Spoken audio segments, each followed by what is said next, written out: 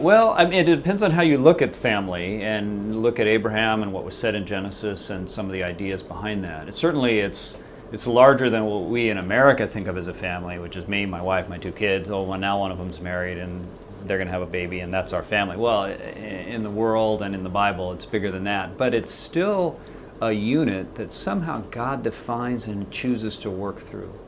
The primary unit that he's working through in the scriptures, and I think wants to work through today, is the family. Now, that's defined variously around the world, and it's changing, especially with modern various nuances of civilization and the breakdown of the family. And why is that? Because Satan is attacking the family at all kinds of different levels and is destroying relationships and marriages and destroying children and scratching away at that unit, because that's God's unit.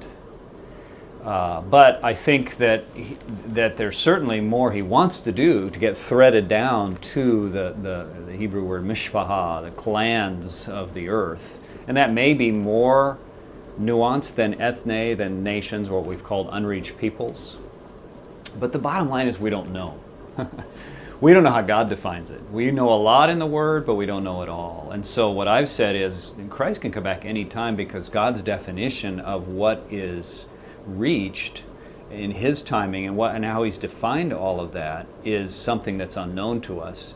And that's probably good, because if we knew, we'd figure it out, target it, and narrow it down to this and that, and start counting them off. And I'm not sure that's what he's interested in. Let's say that most of what's happened in Afghanistan in the last few years hasn't happened in terms of people coming to Christ and all the people going in to witness, and of course all the military action. We wish much of that hadn't happened. But back up and say, well, are there any Hazara that are going to be represented around the throne? Well, yeah, the 500 of them came to Christ 200 years ago.